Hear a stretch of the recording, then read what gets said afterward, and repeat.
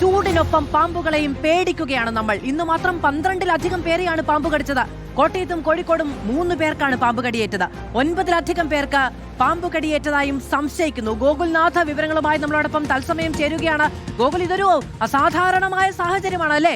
ശരിയാണ്, വലിയ തോതിൽ ചൂട് വർദ്ധിക്കുന്നുണ്ട്. എന്നിരുന്നാലും നാട്ടിൽ മുഴുവനും ഇത്തരം സംഭവങ്ങൾ റിപ്പോർട്ട് ചെയ്യപ്പെടുന്ന സാഹചര്യം, തലനാരിഴയ്ക്ക് രക്ഷപ്പെട്ടു പോകുന്ന സാഹചര്യങ്ങളൊക്കെ നമ്മൾ കാണുകയാണ്. എന്താണ് സംഭവിക്കുന്നത്? എന്തൊക്കെയാണ് മുന്നറിയിപ്പുകൾ?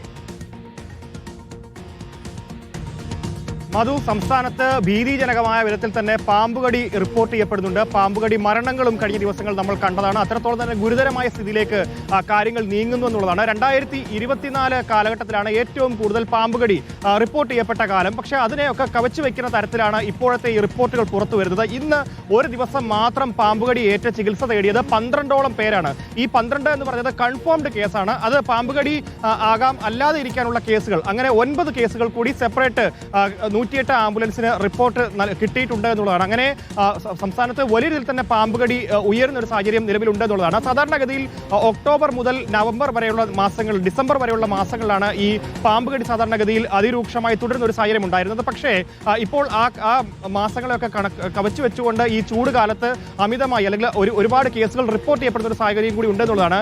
ഈ നവംബർ മുതൽ ഒക്ടോബർ വരെയുള്ള മാസങ്ങളിലാണ് പാമ്പുകളുടെ സ്വാഭാവിക ഇണചേരൽ സമയം.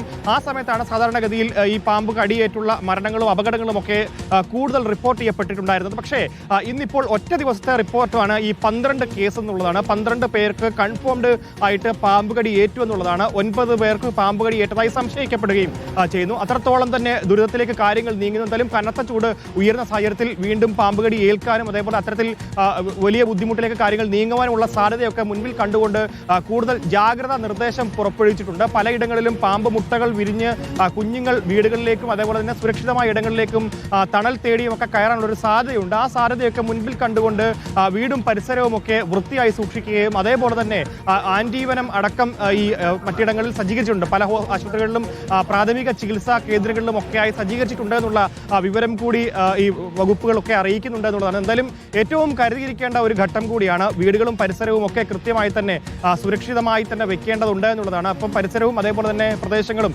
ഒക്കെ ചപ്പുചവറുകൾ ഇടാതെ മാലിന്യം പൂർണ്ണമായി നിർമ്മാർജ്ജനം ചെയ്തുകൊണ്ട് മുൻപോട്ട് പോവുകയും കൂടുതൽ സുരക്ഷകളും പരിശോധനകളും ഒക്കെ നടത്തേണ്ടിയിരിക്കുന്ന ഒരു ഘട്ടം കൂടിയാണ്. എന്തായാലും 2024 ഇതേ സമയത്ത് 26ഓളം പേരാണ് നവംബർ മുതൽ ഒക്ടോബർ വരെയുള്ള മാസങ്ങളിൽ പാമ്പ് കടിയേറ്റ് മരണപ്പെട്ടത്. അതിന് സമാനമായിട്ടുള്ള ഒരു സാഹചര്യത്തിലേക്ക് വീണ്ടും സംസ്ഥാനം പോകുന്നു എന്നുള്ളതാണ്. ഇന്നൊരു ദിവസം മാത്രം റിപ്പോർട്ട് ചെയ്യപ്പെട്ട കേസുകൾ വലിയ ഗണ്യമായ കൂടുതൽ ആണ് റിപ്പോർട്ട് ചെയ്യപ്പെട്ടിട്ടുള്ളത്. കോട്ടയത്തും കോഴിക്കോടും 3 വീതം കേസുകളും ബാക്കി ജില്ലകളിലൊക്കെ ഓരോ കേസുകളും വീതമാണ് റിപ്പോർട്ട് ചെയ്യപ്പെട്ടിട്ടുള്ളത് എന്നുള്ളതാണ്. എന്തായാലും ഈ കണക്കുകൾ പരിശോധിക്കുമ്പോൾ ഒറ്റ ദിവസം ഉയരുന്ന വലിയ സംഖ്യയാണ് ഇപ്പോൾ പുറത്ത് വന്നിരിക്കുന്നത്. അങ്ങനെ വരും ദിവസങ്ങളിലും പാമ്പ് കടിയേറ്റുള്ള മരണങ്ങളും അതേപോലെ തന്നെ അപകടങ്ങളും ഉണ്ടാകാനുള്ള ഒരു സാധ്യതയുണ്ട്.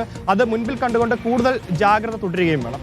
ഗോകുൽനാഥാണ് വിവരങ്ങൾ നൽകിയത്. നോക്കൂ, നമ്മുടെ വീട്ടിന്റെ പരിസരത്തൊന്നും പാമ്പ് ശല്യമില്ല എന്നൊരു കോൺഫിഡൻസ് നമുക്ക് സ്വാഭാവികമായിട്ടും ഉണ്ടായിരിക്കും അല്ലേ? അപ്പൊ അത്തരം കോൺഫിഡൻസ് കൊണ്ട് വൈകുന്നേരം പുറത്തിറങ്ങിയിരിക്കുക, കുഞ്ഞുങ്ങളെ നമ്മളൊന്നും ശ്രദ്ധിക്കാത്ത സമയത്ത് പുറത്തേക്ക് വിടുക, അങ്ങനെയൊന്നും ചെയ്യരുത്. കാരണം അസാധാരണമായ ഒരു സാഹചര്യം നമ്മുടെ ചുറ്റുമുണ്ട്. ഇത്രയധികം വാർത്തകൾ വരുന്നതല്ലേ, അതുകൊണ്ട് ഒരിത്തിരി ശ്രദ്ധ നല്ലതാണ്.